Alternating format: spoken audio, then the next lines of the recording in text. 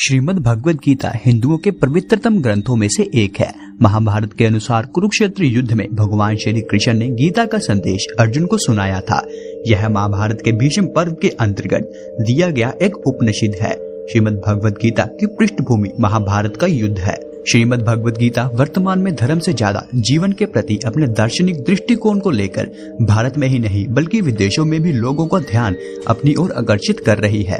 श्रीमद् भगवद गीता एक ऐसी धार्मिक पुस्तक है जो मनुष्य की सर्वश्रेष्ठ मित्र है। संसारिक दृष्टि से केवल गीता ही एक ऐसा ज्ञान है जिसे जानने के पश्चात आप यह अनुभव कर लेंगे कि आप वास्तव में एक आत्मा है। शरीर तो केवल एक आवरण मात्र है। तो आप स्वयं को एक बात पर विश्वास करने से नहीं रोक सकते कि हम सभी आत्माएं हैं और जो परमात्मा का अंश है, और यह संसार कारागृह है जिसमें हम सभी अपने अपराधों के दंड भोगने के लिए जन्म लेते हैं। अपने अपराधों का पश्चाताप करने का यह जीवन ही एक अवसर है। कलयुग के प्रभाव से मनुष्य का जीवन न्यूनतम स्तर पर जा रहा है। कलयुग में आधुनिकीकरण के प्रभाव से सनातन धर्म का महत्व, भगवान के अस्तित्व पर विश्वास और संस्कृति कहीं न कहीं लुप्त होती जा रही है। धर्म का ज्ञान मनुष्य से कोसों दूर हो गया है। कलयुग जहाँ पापों का बोलबाला है, वहाँ इंसान किसी भी सीमा तक जा सकता है। भाई अपने भाई की हत्या करने में संकोच नहीं करता। माता पिता के लिए सम्मान तो खोसा गया है। धन अर्जित करने की ओर में मनुष्य ने अपनी वास्तविकता को भूल गया है। ऐसे घोर पाप के युग में भगवद गीता के अतिरिक्त कोई भी उपाय नहीं है। भगवान श्री कृष्ण ने कलयुग में ऐसी स्थिति होगी इसे ध्यान में रखकर लगभग 5000 वर्ष पूर्व मनुष्य के हित में गीता का उपदेश दिया था। जो व्यक्ति कलयुग में भी भगवान के उपदेशों का पालन करता है वह उद्धार की राह पर अग्रसर होता है। कुल 18 अध्यायों में 700 श्लोक के माध्यम से भगवान ने जीवन का ऐसा रहस्य बताया है जिसे जानने के पश्चात मनुष्य को ऐसी संतुष्टि और प्रशंसा होती है जो संसार में कहीं भी नहीं मिल सकती। भगवान को कैसे प्राप्त करें यह भगवद गीता बताती है। जो ज्ञान आप सबसे दूर है वह इस वीडियो में मैं भगवद गीता के सार के रूप में बताने जा रहा हूँ। भगवद गीता के सभी महत्वपूर्ण तथ्य इस वीडियो में बताए जाएंगे, लेकिन उससे पहले हमारी वीडियो देखने वाले 99% लोग हमारे चैनल को सब्सक्राइब ही नहीं करते। अगर आप भी उन 99% लोगों में आते हैं तो चैनल सब्सक्राइब जरूर करें, क्योंकि हम जल्द ही संपूर्ण भगवद गीता को हमारे चैनल पर वीडियो के माध्यम से आजकल की यंग जनरेशन के लिए आसान भाषा में लाने वाले हैं और आप शायद ही उसे मिस करना चाहोगे। भगवद गीता के अंतिम श्लोक में संजय कहते हैं, युगेश्वर श्री कृष्ण है और जहाँ जहाँ गांडीव धनुषधारी अर्जुन है वहीं पर धर्म है। महाभारत में भगवान श्री कृष्ण ने जब अर्जुन को उसके धर्म समझाते हुए अपने ही भाइयों का वध करने के लिए कहा, तब अर्जुन अपने कर्तव्य से दूर हो गया और उसने युद्ध करने से मना कर दिया। अर्जुन ने कहा कि मैं अपने ही भाइयों को कैसे मार सकता हूँ।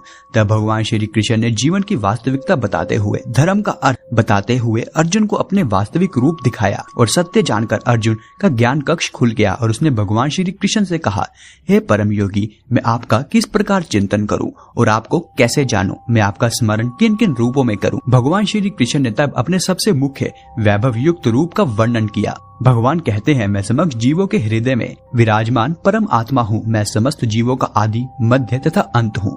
मैं आदित्यों में विष्णु, प्रकाश में सूर्य, नक्षत्र में चंद्रमा, वेदों में सामवेद, देवों में स्वर्ग का राजा इंद्र, इंद्रियों में मन तथा समस्त जीवन शक्ति चेतना हूँ। मैं रुद्रों में शिव, यक्षों तथा राक्षसों में संपत्ति का देवता कुबेर, वसुओं में अग्नि, पर्वतों में मेरु, सिद्ध पुरुषों में कपिल मुनि हूँ, पशुओं में सिंह, पक्षियों में गरुड़, नदियों में गंगा, समस्त विद्याओं में आध्यात्मिक विद्या हूँ और तर्क शास्त्रों में निर्णायक सत्य हूँ। अक्षरों में आकार हूँ। मैं सर्वभक्षियों में मृत्यु हूँ। मैं ही सबको उत्पन्न करने वाला हूँ और मैं ही सबको नष्ट करने वाला हूँ।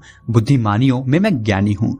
जो कुछ भी इन संसार में व्यापक है वह मेरा ही अंश मात्र है। मैं समस्त सृष्टि का जनक बीज हूँ। कोई भी चर या अचर प्राणी मेरे बिना नहीं रह सकता। सारा ऐश्वर्य, सौंदर्य तथा तेजस्वी सृष्टियाँ मेरे तेज सफलिंग मात्र से ही उद्भुत है। मैं केवल अंश मात्र से ही संपूर्ण ब्रह्मांड में व्यापक होकर इसे धारण करता हूँ। प्रत्येक स्थान पर मैं ही मैं हूँ। मेरी इच्छा के बिना एक पत्ता भी नहीं हिलता। सबकी उत्पत्ति मुझसे ही होती है और अंत भी मुझ में मिलकर ही होगा। ऐसा सुनकर अर्जुन ने विनती करते हुए कहा, मैं देखना चाहता हूँ कि आप इस दृश्य जगत में किस प्रकार प्रविष्ट हैं। मैं आपके विषभ रूप के दर्शन करना चाहता हूँ। तब भगवान श्री कृष्ण ने अर्जुन को अपने विषभ रूप दिखाने हेतु दिव्य नेत्र प्रदान किए। अर्जुन ने इस रूप में असंख्य मुख, असंख्य नेत्र तथा असंख्य आश्चर्य विभुत दृश्य देखे। यह रूप अनेक देवी भूषणों से अलंकृत था और अनेक देवी हथियार धारण किए हुए था। भगवान का यह सब रूप आश्चर्य चकित करने वाला था। इस प्रकार अर्जुन भगवान के विश्व रूप में एक स्थान पर ही हजारों भागों में विभक्त ब्रह्मांड के अंशों के दर्शन कर सका। अर्जुन ने हाथ जोड़कर भगवान से प्रार्थना की और कहा कि मैं आपके शरीर में सारे देवताओं तथा अन्य जीवों को देख पा रहा हूँ। मैं कमल पर विराजमान ब्रह्मा जी और शिव जी और समस्त ऋषियों एवं देवी देवताओं को देख पा रहा हूँ। मैं आपके शरीर में अनगिनत हाथ, नेत्र तथा मुख देख पा रहा हूँ जिनका कोई अंत ही नहीं है। आप में न अंत दिखाई देता है, न ही मध्य और न ही आदि। आप ही परम है, आप ही इस ब्रह्मांड के परम आधार है। आप ही वेद तथा पुराण है, आप ही सनातन धर्म के पालनहार है। आपका यह यक्ष अनंत है। हे योगेश्वर, आपकी असंख्य भुजाएं हैं। सूर्य तथा चंद्रमा आपकी आंखें हैं। मैं आपके मुख में प्रज्वलित अग्नि निकलते देख रहा हूँ। आपके तेज से मैं संपूर्ण ब्रह्मांड को चलते देख पा रहा हूँ। भगवत गीता में भगवान कहते हैं कि यदि मेरी शरण में आना चाहते हो तो इस जीवन को मेरी भक्ति के लिए उपयोग करो। मेरी भक्ति उपयुक्त शरीर नहीं बल्कि आत्मा माध्यम से कर सकते हो। जिस प्रकार शरीर को दुरुस्त करने के लिए खाने की आवश्यकता होती है, उसी प्रकार आत्मा को दुरुस्त रखने के लिए मेरी भक्ति की आवश्यकता है।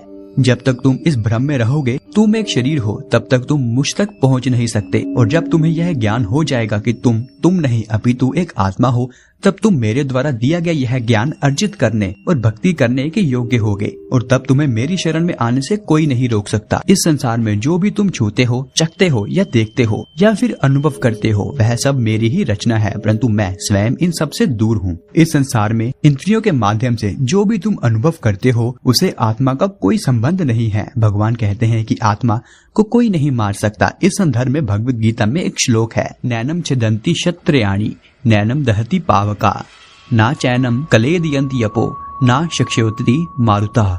अर्थात आत्मा को शस्त्र काट नहीं सकते, इसको आग नहीं जला सकती, इसको जल नहीं गला सकता और ना ही वायु इसे सुखा सकती है। भगवत गीता में भगवान कहते हैं कि मनुष्य जीवन ही एक ऐसा अवसर है जब व्यक्ति स्वयं आत्मा को परमात्मा में विलीन कर सकता है और यह केवल भक्ति के द्वारा ही संभव है। इसलिए कहा जाता है कि मनुष्य जन्म प्राप्त करने सौभाग्य की बात है।